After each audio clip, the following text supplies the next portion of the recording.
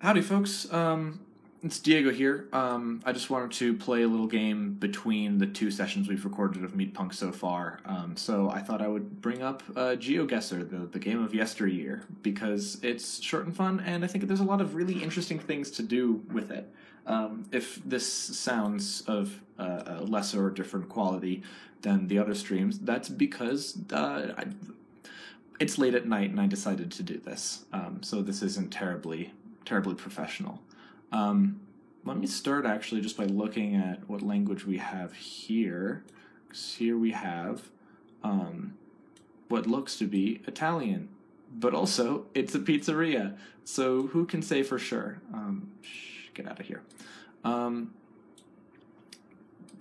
Because it's a pizzeria, I don't know if we can trust that Italian to tell us where we are, which is kind of a shame because Italian is a language that would really sort of easily pinpoint us the same way that something like, I would say, English or Spanish wouldn't. And that, I think, leads to one of the strengths of this game, in terms of what it makes you pay attention to. Here we have some more. Sokem si sportiv, Ricarci Snijkaard. Okay, so we got some foosball, some footballin. We do have some English, win for life. That again doesn't tell us much, because you would think something like, you wouldn't think something like English would tell you where you are, and that tells you something about the world at large, because you see something written in English, and you kind of recognize how many places you could be, because of, the deep history that English has in terms of sort of spreading around due to colonization. And I think that that's something that this game, perhaps without meaning to, probably without meaning to, but I don't think that it entirely matters, is a sort of a cool teaching tool for. Because it really makes you pay attention to places in a context sort of larger than their usual, I'll say, stereotypes or sort of cultural. It's not exact. You notice how sort of cultural uniqueness presents itself, and it isn't, for example, through cars. I can't tell you anything about the cars. If perhaps I was able to see a car manufacturer and know that it wasn't one that is in the U.S., then I could tell you it isn't in the U.S.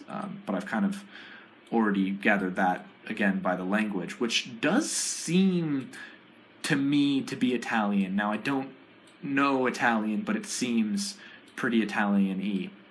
And the architecture doesn't sort of set me off from that. Let me see if I can get by this statue, if it'll let me go down this road. No? Can I take a turn over here? Oh, goodness, I went significantly farther than I intended to. Am I by this other statue, though? Oh, we do see what seems to be an Italian flag. So we do seem to be in Italy. So hopefully we can pinpoint a little further where we are in Italy. But like I was saying, this architecture, it helps me say that it is in Italy, but it could also help me say elsewhere, because this kind of, I'll say, old-style European could be taken as a kind of colonial architecture. So let's make our map a little bit bigger again, and let's zoom in on Italy. And let's guess some high population areas such as Naples and Rome. So by some hills. So this seems pretty safe to be sort of.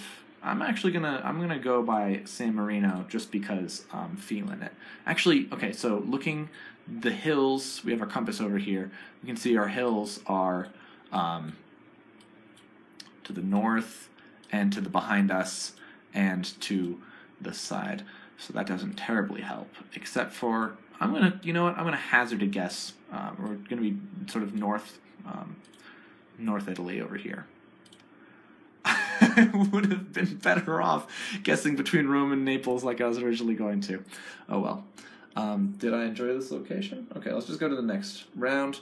So here, I see wide open farm fields, and my first thought is, oh, this is sort of the Midwest. This is the corn belts of the U.S. And I see, some power lines. I see a sign in English that might support that. But I could just as easily be perhaps in some farmland in Britain or Australia or even South Africa, New Zealand perchance, though I kind of doubt that just because I know more the sort of the environments of New Zealand, what that looks like, and it isn't quite this.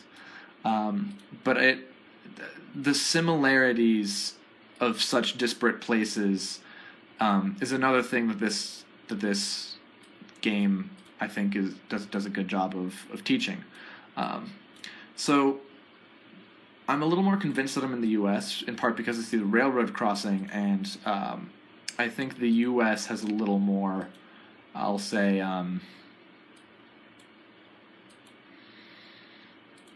perhaps a little more known for railroads than, say, Australia is. And I see which side of the road folks are driving on, which cues me in that it is not England. It also wouldn't be Australia, so that's nice to know. Oh, goodness gracious. That is quite the transition. And we're back. Let's see if I can see what this sign up here in green says. Might give us a little bit of a clue as to perhaps a little closer where we are. Nope, just a wait station. See if this blue sign might tell us. Perhaps adopt a highway. Columbia Basin. So let's see. I'm going to guess then we're a little closer to Ohio, sort of up here. I'm going to guess we're sort of a little further up here, and I'm going to keep this quick. So is there a Columbus, and then Columbus over there, so I'm going to guess there's some kind of river between those. I'll just put it over here. And I'm going to be pretty far off. All right. Yeah, no, that'll do me, I guess. Ooh, more language. We see immediately some Eastern Asian writing. I do not know enough to say which language it is. My first-hand guess would be probably Chinese due to both its prevalence and its characters are a little more complicated than the more common forms of Japanese. But also, I know that Japanese uses the bigger symbols for shorter things that it's trying to say. I'm also looking at this that makes me say I don't know even more. But I do look at something like this, and that seems like a real simple character, and something that I would probably expect more from Japan. High mountains don't tell me anything, because I know that China also has some impressive mountain ranges, such as the ones that were that helped inspire Avatar. And again, this is what I'm saying when I say that the GeoGuessr is a I'll say a pretty unique game in terms of wait. So it's 400 those meters. Okay, yeah. That's not something that I need assumptions of knowing. Yeah, the knowledge base from which you sort of derive your guesses from is in part observational, but I would say mostly contextual in the sense that what you're trying to pick up from the environment is about what your knowledge base where your knowledge base is coming from. because I can't look at that and read it and say, oh, this is this language or another. I can do that with English, usually with Spanish, though embarrassingly not quite as much as I would like to. But I'm fairly confident that we're in China right now. But as you can tell, China's a little big, and there are also different languages within. Oh, did I say China or Japan? Oh goodness, I do not remember. Gaius Gracchus. I don't know what is going to help me out on that without finding some more sort of solid writing. Well, I could see that their C is, but they both have coasts along that side. If this were a coastline along sort of the west, then that would help cue me in that it's probably Japan. Though again, this could just be a different writing system in East Asia that I am not familiar with. I'm just going to try to keep zooming along here